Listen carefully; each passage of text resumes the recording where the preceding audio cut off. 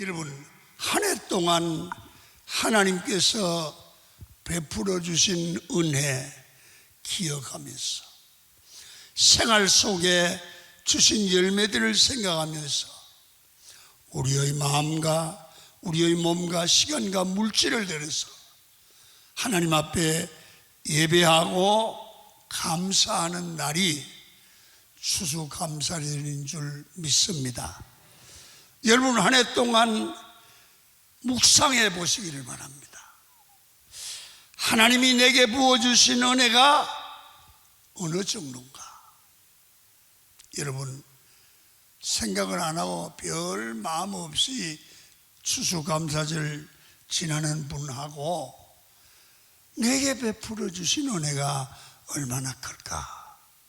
그 생각을 하고 이 절기를 지키는 사람과는 다르죠. 성도마다 감사하는 자세가 신앙이 다른데요, 어떤 분은 큰 은혜를 받았어요. 그런데 은혜를 받고도 잊어버리는 분이 있죠. 이분은 배은망덕한 사람이라고 합니다. 또 한 분은 은혜를 알면서 감사할 줄 모르는 사람이 있어요. 이거는 상당히 이기적이고 그리고 교만하죠. 또 어떤 분이 계시냐면 하나님이 주신 은혜를 알아요. 너무 감사해요. 그리고 말로 고백하고 감사를 표현하는 사람이 있습니다. 이 사람은 신앙 인격이 성숙한 사람이고 하나님의 백성의 참 모습입니다. 여러분은 어떤 분입니까? 참으로 행복한 사람은 은혜를 받고 그 은혜를 기억하고 감사할 줄 아는 사람입니다. 가장 불행한 사람은 누굴까요?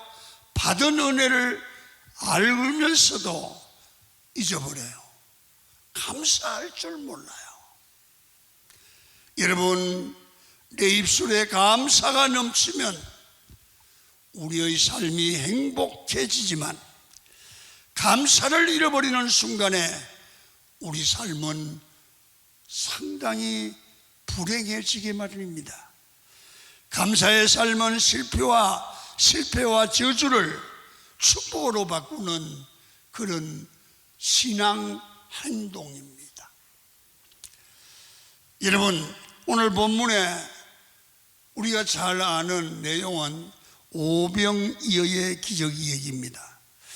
오병이어의 기적을 감사의 관점에서 우리가 묵상하면서 주님의 음성을 듣기를 원합니다.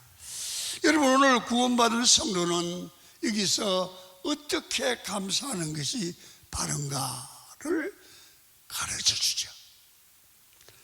여러분, 오병이어의 기적은 어디서 나왔느냐? 감사에서 난 거예요. 가장 작은 것에서부터 감사를 보고 감사를 고백하고 감사에 기도할 때 하나님은 오병이어의 기적을 주셨다는 거예요. 여러분, 오늘 본문을 보면 큰 무리가 예수님을 따라와서 설교도 듣고 여러분 병고침도 받고 그랬는데 먹을 것이 없어서 사흘 동안 모든 사람들이 굶주렸습니다. 그래서 예수님께서 그냥 보낼 수 없다는 겁니다. 이런 상황에서 예수님께서 먹을 것이 없느냐? 그래서 보리떡 5덩이, 물고기 2마리를 가지고 와서 축사했다. 감사 기도를 드렸다. 그랬더니 5,000명을 먹이고 12강줄이 남는 기적을 체험했다. 여러분, 이 놀라운 기적의 시작은 어디서 출발했느냐 하면 어린아이의 작은 도시락에서부터 출발합니다. 여러분, 예수님께서 이 어린아이의 작은 것을 소중하게 여기시고 하나님께 감사 기도할 때부터 기적이 일어났습니다. 자, 성경을 한번 보죠. 6장 9절입니다. 시작. 여기 한 아이가 있어 보리떡 5개와 물고기 2마리를 가지고 있나이다. 그러나 그것이 이 많은 사람에게 얼마나 되겠사옵나이까. 그렇습니다. 우리가 감사의 삶을 시작하려고 하면 큰 것에서 찾는 게 아니라 지극히 작은 것의 가치를 귀하게 여기는 데 있습니다. 오늘 11절에 보니까 예수께서 떡을 가져 축사하신 후에 여러분, 여기 주님이 축사기도 했다는 것은 하나님 감사합니다, 감사기도를 드렸다는 겁니다. 감사기도를 드리고 난 후에 오병이어의 기적이 나타난 줄 믿습니다. 그렇습니다. 감사는 양으로 결정하는 게 아닙니다. 여러분, 내가 얻은 게 많을 땐 감사하고 적을 땐 감사하지 않고가 아니라 양이 아니라 깨달음입니다. 이야, 내가 이런 은혜를 입었구나, 내가 건강의 복을 받았구나. 깨달음입니다. 깨달음. 여러분, 아무리 얻은 것이 작아도 주신 은혜를 내 마음에 깊이 깨달으면 감사가 나오지요. 그러나 아무리 많은 것을 얻었다 할지라도 내 속에 깨달음이 없으면 절대로 감사가 나오지 않습니다. 그래서 깨달음의 깊이가 감사를 나타낸다는 거예요. 여러분, 어떻습니까? 여러분, 왜 감사가 중요합니까? 믿음의 깊이가 감사이기 때문입니다. 내가 깊이 있는 믿음을 가졌는지 아닌지는 감사를 하는 걸 보면 압니다. 내가 늘 불평, 원망이 있습니까? 내가 깊이 감사함을 느끼고 있는가 없는가를 살펴보세요. 늘 일상에서 불평불만한다면 믿음의 깊이가 얕죠. 늘 감사하고 있다면 여러분, 깊이가 있죠. 믿음의 깊이. 우리 삶에 왜 원망과 불평이 있습니까? 지극히 작은 것에 감사할 줄 모르기 때문입니다. 어떤 때는 하나님께서 삶에서 여러 가지를 거두어 가실 때가 있습니다. 때로는 하나님께서 우리의 건강을 거두어 가십니다. 생각해 보십시오. 숨을 쉬는 것 얼마나 감사한지 아십니까? 며칠 한 2주 됐습니다. 이제 제가 조금 무리를 했거든요. 기도원 부흥회하고 이렇게 무리하였는데 갑자기 이 기관지 천식 비슷하게 왔어요. 숨을 쉬기가 힘들어요. 여러분, 그때 느낀 게 있어요. 야, 편안하게 숨 쉬는 게 감사하다. 아멘. 고통 안 당하고 숨을 쉬는 것 감사한 거예요. 여러분, 걸어 다니는 것 감사한 일이에요. 먹을 수 있는 것 감사한 일이에요. 여러분, 가족과 떨어지게 하셔서 가족의 소중함을 알게 하기도 합니다. 여러분, 우리는 삶에 부족한 것에 불평한 것이 아니라 남아있는 것, 하나님이 주신 것에 대해서 감사하는 자세가 필요한 줄로 믿습니다. 여러분, 우리 삶에 작은 것에도 감사하기 시작하면 거기서부터 생명의 불이 붙고 회복이 시작된다는 겁니다. 그 출발은 지극히 작은 것에 감사해야 된다는 것입니다. 그래서 우리는 감사로부터 인생이 행복한 삶이 회복되기를 시작합니다. 여러분, 우리 인생의 욕심이라는 것은 마치 빠진 독과 같다고 합니다. 아무리 가져다 물을 부어도 물이 가득 차질 않습니다. 왜냐하면 독에 밑이 빠졌기 때문에. 우리 인생은 밑 빠진 독처럼 욕심이 많다. 가져도 만족함이 없는 거예요. 주님 안에서 행복하게 사는 비결이 뭘까요? 작은 것에 감사하는 삶을 살기를 시작하면 이 사람은 행복이 따라오는 줄로 믿습니다. 전 세계 6, 70억 인구가 있지만 8억이 넘는 인구가 먹지 못해서 지금 이 시간에도 죽어가고 있습니다. 그런 사실에 비하면 우리는 얼마나 감사합니까? 배부르게 먹을 수 있다는 것이 얼마나 감사합니까? 여러분, 이 과일 좀 보세요. 하나님이 우리에게 얼마나 큰 복을 주셨어요. 여러분, 과일이 얼마나 풍부하고 먹을거리가 풍부한지 많은 사람들이 너무 많이 잡숴서 당뇨 때문에 못 잡순다잖아요. 이 넘치는 축복을 받았습니다. 병원에 한번 가보십시오. 움직일 수 있다는 것, 걸을 수 있다는 것, 먹을 수 있다는 것 얼마나 감사한지 몰라요. 감사해 보셨습니까? 먹을 수 있는 것 감사해 보셨습니까? 오늘 교회에 올 수 있는 거 감사하셔야 됩니다. 어떤 폭력적인 아버지 밑에서 아들 둘이 있었습니다. 아버지에게 어릴 때부터 많이 구타, 매를 맞으면서 자랐습니다. 그러면 아이들이 정서가 깨어지게 마련입니다. 그런데 아들이 둘인데 한 아들은 감옥에 가서 평생을 보내는 거야. 나오면 또 감옥 가고 나오면 또 감옥 가고. 근데 한 아들은 국회의원이 됐어요. 두 아들이 있는데 똑같은 배경에서 자랐는데 두 사람은 다른 결과를 맺었습니다. 인터뷰를 했습니다. 감옥에 간 아들한테 물어봤습니다. 어떻게 하다가 이렇게 되셨습니까?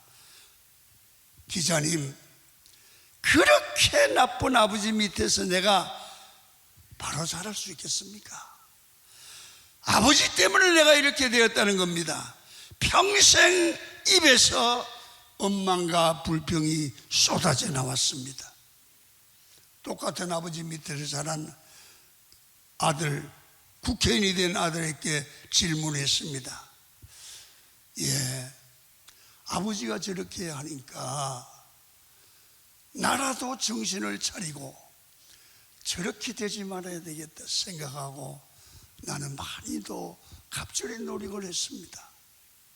그래야 우리 가정을 살 수 있기 때문에, 아버지가 폭력적이기 때문에 나는 그렇게 하지 말아야 되겠다고 하는 생각을 갖게 된 것에 감사했습니다. 그래서 어려운 환경을 이겨내고 내가 국회의원이 되고 인생을 성공적으로 삽니다. 여러분, 똑같은 환경이라도 똑같은 어려움이 있어도 안 된다 하면서 원망불평하며 사는 사람이 있는가 하면, 없는 환경 속에서 작은 것에도 감사하면서 사는 사람들은 인생이 감사하는 삶으로, 축복의 삶으로 바꾸어질 줄 믿으시길 바랍니다. 감사는 우리의 환경을 바꿀 수 있는 능력입니다. 오병이어의 기적이 어디서 시작되었습니까? 어린아이의 작은 것을 소중히 여기고 감사하며 축복할 때 기적이 시작됐습니다. 여러분, 더 달라는 것이 아니라 하나님이 우리에게 주신 것들에 대해서 감사하는 삶을 살아가시기를 축원합니다. 작은 것부터 감사할 때 우리 인생이 변할 수 있습니다. 감사는 저주에서도 축복의 문을 여는 열쇠인 줄 믿습니다. 작은 것을 보고 감사하는 마음을 가지셔야 됩니다. 또 한 가지는 요한복음 6장 11절입니다. 한번 읽겠습니다. 시작. 예수께서 떡을 가져 축사하신 후에, 여기 축사했다는 말은 감사 기도했다는 말이죠. 무슨 얘기냐면 감사는 표현해야 됩니다. 감사합니다 말해야 됩니다. 감사합니다 행동해야 됩니다. 안드레도 와서 여기 떡이 있습니다 하면서 감사했습니다. 감사는 무엇으로든지 표현할 때 능력이 될 줄 믿습니다. 누가복음 17장에 보시면 10명의 나병 환자 얘기가 나옵니다. 한 명은 사마리아인인데 10명이 가다가 예수님의 능력으로 다 고침을 받았습니다. 그런데 9명은 집에 가버렸는데 한 사람만 돌아와서 감사를 표현했습니다. 여러분은 한번 읽어보죠. 17절입니다 시작. 예수께서 대답하여 이르시되 10사람이 다 깨끗함을 받지 아니하였느냐? 그 아합은 어디 있느냐? 사람 외에는 다 어디 갔느냐? 감사가 쉬운 일이 아니라는 겁니다. 10명이 고침을 받았는데 다 돌아갔습니다. 우리나라 사람들도 그런 얘기하죠. 화장실 갈 때하고 갔다 올 때는 다르다. 여러분요, 우리는 감사를 알 줄 알아야 돼요. 여러분, 사마리아 사람이 감사했더니 예수님께서 뭐라고 하십니까? 그 분을 향하여 내 믿음이 너를 구원했다. 육체만 나은 것뿐 아니라 영혼까지 구원받습니다.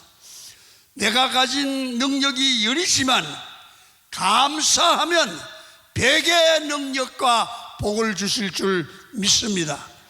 보너스가 생긴다 그 말이지요. 내가 이미 받은 것도 크지만 감사할 때 누리는 축복이 훨씬 더 큽니다. 그래서 최고의 능력은 하나님께 드리는 감사 기도지요. 감사가 우리의 삶의 일상이 되도록 하십시오. 우리는 무엇을 보든지 감사하다고 느끼고 감사하는 말을 표현하고 감사하는 말로 인사하십시오.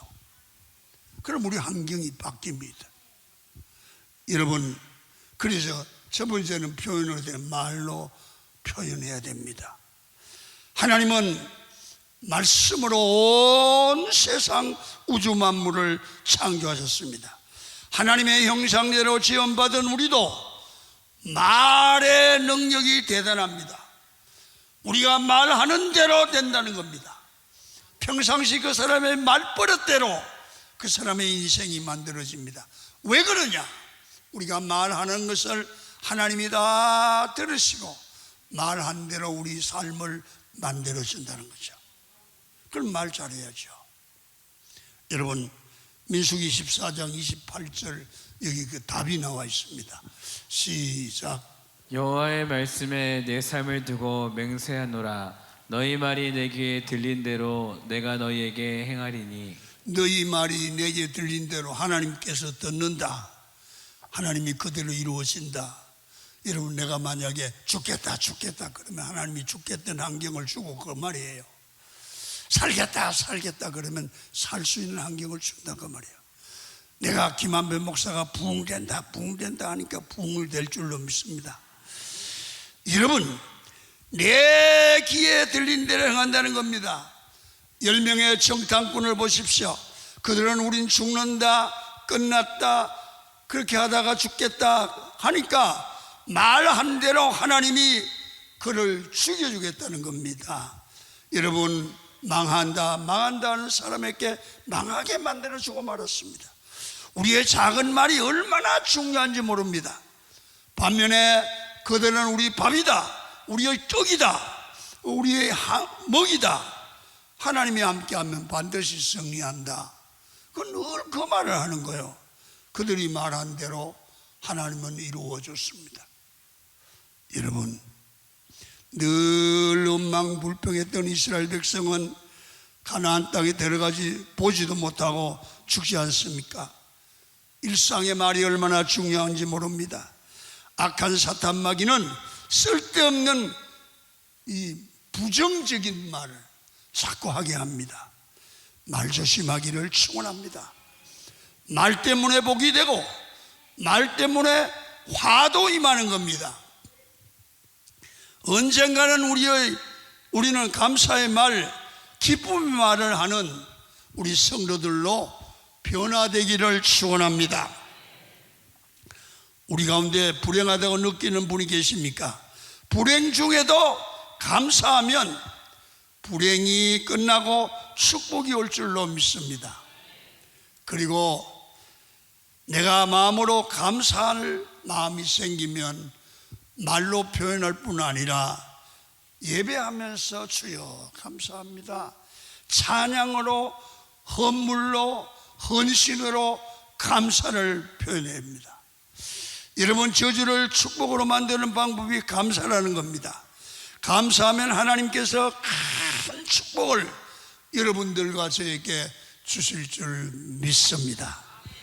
여러분, 그래서 자꾸 하나님 감사합니다, 아버님 감사합니다, 누구에게든지 감사하는 여러분이 되기를 주의 이름으로 축원을 드립니다. 창세기 45장 5절에 보니까 요셉의 형들이 요셉을 찾아와서 겁먹었을 때 요셉이 뭐라고 합니까? 45장 5절을 읽겠습니다. 시작. 당신들이 나를 이곳에 팔았다고 해서 근심하지 마소서, 한탄하지 마소서. 하나님이 생명을 구원하시려고 나를 당신들보다 먼저 보내셨나이다. 이게 감사하는 말이잖아요. 형들에게 나는 형들을 원망하지 않습니다. 하나님이 형들을 다 살려내려고 나를 먼저 보낸 겁니다. 감사의 시각을 가지고 해석하는 겁니다. 이게 감사지요. 절대로 넘어지지 않습니다. 아무리 나쁜 조건이 있어도 이 요셉은 하나님을 바라보고 하나님의 뜻을 알고 합력하여 선을 이룬다는 믿음을 가졌습니다. 그래서 감사는 믿음이 동반합니다. 하나님이 나를 건져주신다는 기대가 있는 것입니다. 우리도 모든 저주 속에서 내가 비참해지기도 하고 깨지기도 하고 상처 있고 과도한 어려움을 당할 때 분노하고 넘어지는 것이 아니라 합력하여 선을 이루시는 하나님이 좋은 일을 만든다고 감사하는 마음으로 바꾸시기를 축원합니다. 그러면 하나님이 이 감사하는 자에게 어려움을, 저주를 축복으로 바꿔줄 줄로 믿습니다.